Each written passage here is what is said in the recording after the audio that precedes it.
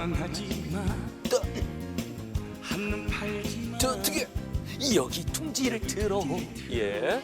자, 셀트리온의 방황이 끝나고 대장주로 다시 튼튼한 둥지를 들 수 있을지 계속해서 저희도 지켜보면서 그렇기 위해서는 또 큰 산 하나를 넘어야 하는데 그게 바로 미국 시장 아니겠어요? 전 세계 바이오 시장에서 미국이 차지하는 비중이 거의 어마어마하잖아요. 35%에서 40%가량 되니까 예. 그걸 통과만 해준다면 예. 뭐 다른 쪽도 일사천리로 진행될 그러니까 거기는 이제 확률이죠. 개발사도 많고 판매사도 많고 인구도 많고 여러 가지가 다 있는 것 같아요, 미국은. 예. 그래서 우리나라로 치면 예. 이제 식품안전청과 비슷한데 예. 미국 FDA 같은 경우는 국방부랑도 연관이 돼 까다롭죠. 있거든요. 그래서 좀 더 까다로운 거고 원래는 9.11 테러 이후에 뉴 바이오 테러리즘이라고 법 제정이 이제 있어지면서 더 까다로워진 것도 사실. FDA 까다롭데이. 그래서 이제 그럼에도 불구하고 네. 이제 많이들 진출을 하게 되는 이유가 네, 네. 뭐 한국 시장으로 비교해봐도 32배 정도 가량이 차이가 나니까 뭐 통과 과정 자체는 어렵더라도 통과만 되면 이제 대박을 보장하는 거죠. 투자자들 입장에서도 판단하기에 결코 호락호락한 시장은 아닙니다. 그죠? 그렇다면 현재 미국 시장에서 이걸 알아보면 될 것 같아요. FDA 절차를 밟고 있는 국내 기업들.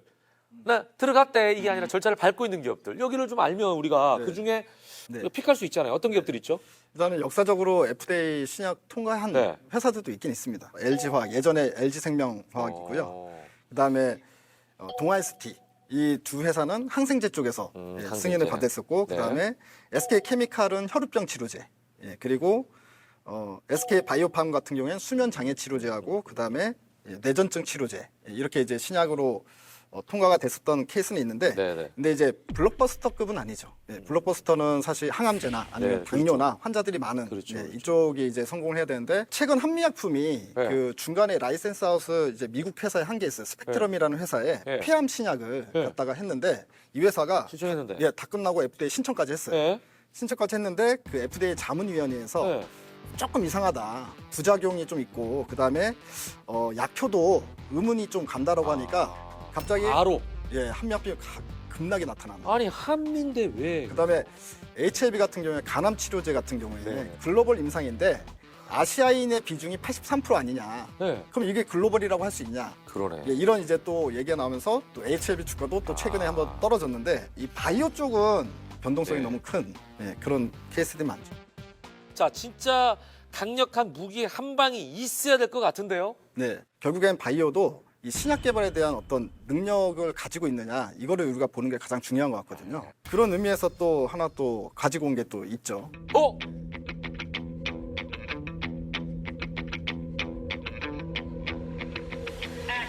만렙 박주식의 백미, 만렙 박주식의 경쟁력 더욱 강력해진, 파워풀해진 백진수 전문가의 레벨업주. 한국인 사망률 1위인 암을 정복할 수 있을 만한 기술력을 가진 회사. 바이오 업계에서 또 트렌드가 있잖아요. 네. 신약 개발 쪽에 트렌드가 있는데, 항암제 쪽에서 새롭게 지금 막 부각되고 있는 게 NK 세포를 활용한 치료제가 이제 막 부각이 되고 있어요. 네. 근데 이 NK 세포라는 건 내추럴 킬러 세포죠. 그쵸. 네. 그래서 이 NK 세포를 배양을 해가지고 네. 이제 인체에 투입을 해서 예. 암세포를 죽이는. 살해를 시키는 이제 그런 어떤 기전이라고 볼 수 있는데, 이게 요즘 트렌드예요, 항암제. 그래서 국내외 한 500개 정도의 신약이 지금 현재 임상에 들어가고 있는 상황인데, 아직까지는 무주공산이죠. 아무도 성공한 데가 없죠. 근데 여기서 국내 한 회사가 제가 말씀드린 이 회사가 예. 가장 큰 경쟁력을 갖고 있는 회사가 있어요. 이미 암 말기 환자들, 그러니까 살날이 몇 달 안 남은 사람들 있잖아요. 이런 사람들은 이미 어떤 치료도 다 받았는데 효과가 없는 거고 죽음만을 기다리고 시한부 있으니, 인생인 거죠. 시한부 인생이니 예. 이 사람들한테는 지금 현재 승인되지 않은 신약도 처방할 수 있게 해줘라. 아, 그럼요. 예. 이게 지푸라기 잡는 심정인데. 그렇죠. 그렇게 해서 이 8명의 NK세포 치료가 들어가려고 했는데, 네. 그중에 3명이 네. 투약하기 전에 일단 사망을 아이고, 하시고 5분. 5분을 했어요. 네. 5분 했는데 그중에 1명이 완전 간해. 암 말기 환자인데 완전 간해가 됐고요. 그리고 2명은 30% 이상 부분 간해가 호전되고, 됐어요. 호전되고. 그리고 나머지 2명이 네. 그대로 이제 진행이 된. 아니, 그 정도 확률이라고 하면 나도 해보고 싶죠. 그렇죠. 왜냐면 이분들은 뭐 절망적이잖아, 지금. 네, 절망적이죠. 네. 근데 이 회사가 어쨌든 여기에 성공을 했고, 네. 그로 인해서 이 NK 세포 치료제에 있어서 글로벌적으로 가장 경쟁력 있는 회사로 뛰쳐올랐다. 그래서 세계 최초의 NK 세포 치료제가 될 수 있을 것으로 기대되는 회사. 여기까지죠? 여기까지. 네. 여러분의 계좌를 업그레이드해줄 백진수 전문가의 레벨업주가 궁금하시다면 카카오톡 채널에서 만렙 박주식을 검색한 후에 친구 추가해 주시기 바랍니다. 하지만 모든 투자의 최종 판단은 여러분의 몫이니만큼 현명한 투자하시기 바라겠습니다.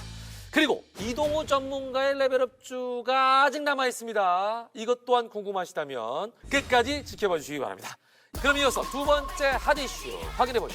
주식아 제약바이오 주가의 운명이 달린 임상 결과 때문에 숨은 함정들도 많은데 그런 만큼 투자자들에게도 임상시험 호재의 옥석을 구분할 수 있는 눈이 필요하다고. 제약바이오주들에게 천국과 지옥을 경험하게 한다는 이것 임상 결과 그렇죠. 이건 정말 very important하죠.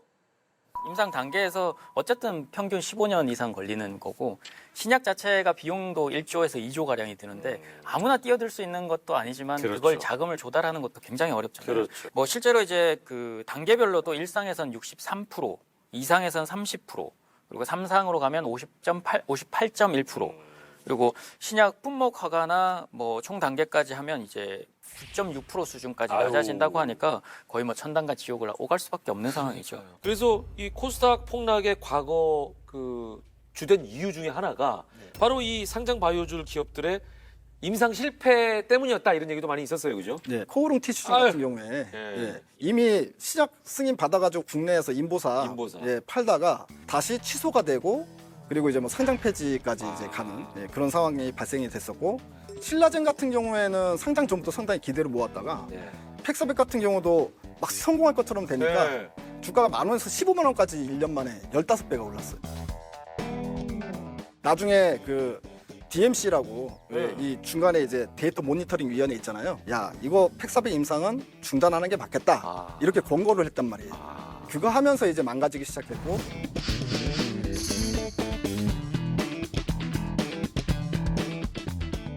그래서 신약 개발 업체들은 어떻게든 상장을 하는 게 중요해요. 예. 왜냐하면 자금 조달하는 데 있어서 그렇죠, 좀 그렇죠. 유리하니까. 상장만큼 네. 좋은 게 없죠. 원래 상장 목적이 그거잖아요. 네. 근데 이제 실적이 없으니까 이제 네. 기술 특례 같은 걸로 상장을 한단 말이에요. 그래서 일단 상장을 하고 나서 이제 자금 조달을 할 때 보통 전환사채를 많이 발행을 합니다. 왜냐하면 전환사채 같은 경우에는 일단 기본적으로 성공하면 회사 입장에서 돈을 안 갚아도 되잖아요. 그렇죠. 채권자들이 주식으로 달라고 할 거니까. 그렇죠. 전환하니까. 예, 전환을 하니까. 네. 이제 문제가 발생되는 거는 전환사채 발행한 그 기준가보다 주가가 아래에 있을 때는 채권자들이 만기가 돌아오면 돈 내놔라고 하지 주식으로 바꿔달라고 하지 않잖아요. 그렇죠. 그리고 차이나는 만큼 회사가 갚아야 되잖아요. 예, 그렇죠. 원래 금액으로 줘야 되니까. 예. 근데 지금 현재 국내에서 네. 2020년, 2021년 네. 그때 전환사채 발행 금액이 바이오 업체만 예, 예. 3조가 넘거든요. 근데 지금 대부분이 전부 다 그때 지금 현재 채권자들의 그 리픽싱을 한다고 하더라도 네. 그 기준가보다 주가 다 아래에 있단 말이에요. 오. 그러면 이제 만기가 도래하는 게 이제 본격적으로 내년부터인데 그 돈은 이미 임상한데 다 써버렸잖아요. 없죠. 그래서 이런 부분들이 결국에 이제 문제가 될 수 있다는 부분이고 그래서 바이오 섹터 자체가 주가 많이 올라오지 않으면 임상을 하다가 중간에 멈추는 기업들이 나타날 수밖에 없고요. 파맵신 같은 경우에는 교모 세포종 신약 이상을 하고 있었다가 갑자기 중간에 그만뒀어요. 그리고 박셀바이오 같은 경우도 다발 골수종 치료제 임상 이상을 하다가 또 종료해버렸어요. 그러니까 결과도 보지 않고 종료를 해버리는 거죠.